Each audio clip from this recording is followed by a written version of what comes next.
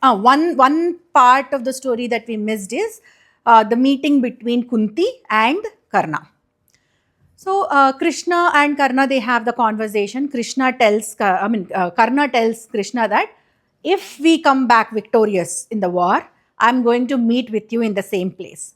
But if I'm not going to be victorious in the war, I will meet with you in the heaven, in the other worlds. That is what Karna says. Huh?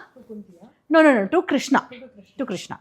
After that, one fine day, when Karna was offering his prayers to the sun god on the bank of a river, Kunti Devi comes and speaks to him.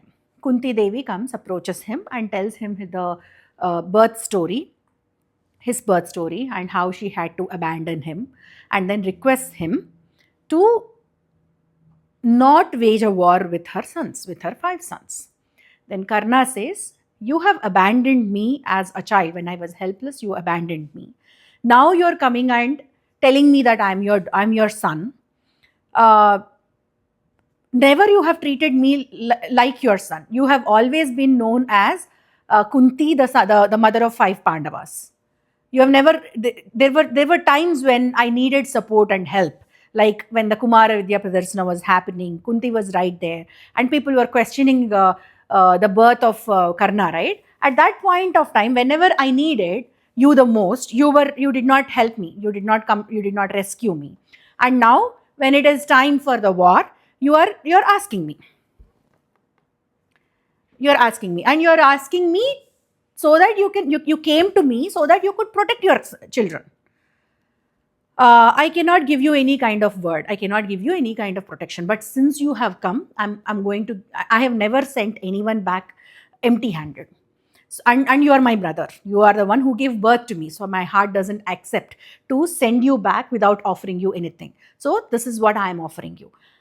I will not kill any of your 4 sons. Who are those 4? Dharmaraja, Bhima, Nakula and Sahadeva. But if I get an opportunity to kill Arjuna, I will kill Arjuna. In either case, you will always be known as Kunti, the mother of 5.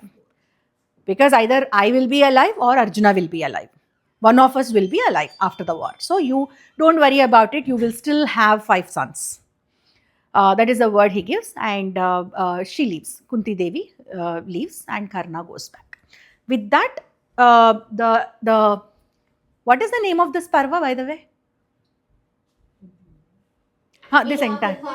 No, Virata Parva was done at the time of Abhimanyu and Uttara's wedding. Isn't it Krishna? Bhishma Parva? No. Don't guess. No guess. Isn't it? They should be, yes, Udyoga Parva. You're right. Udyoga means task oriented. So everybody is at the task. What is the task? Job or task or something. What is the task? Preparing for the war. Preparing for the war, also trying for peace.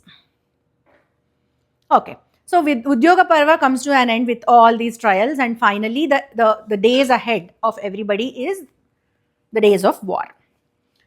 And after this, we spoke about how Bhishma ranks everybody. Duryodhana asks, please rank everybody. And then Karna and Bhishma enter into a war of words.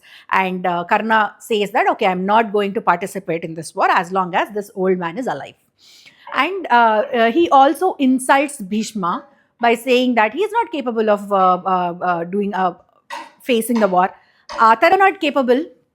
I mean, Bhishma is not capable. He is already like 140, 150 years. He's an old man. What gain are you going to get by having Bhishma wage a war? And moreover, he's even before entering into a war, he's saying that I'm not going to harm the five of the Pandavas. 5 of the Pandavas are the most powerful ones on the other side of the army. So if he's telling you upfront that he's not going to hurt any 5 of them, and it means that he's saying that he's not going to wage a fair war.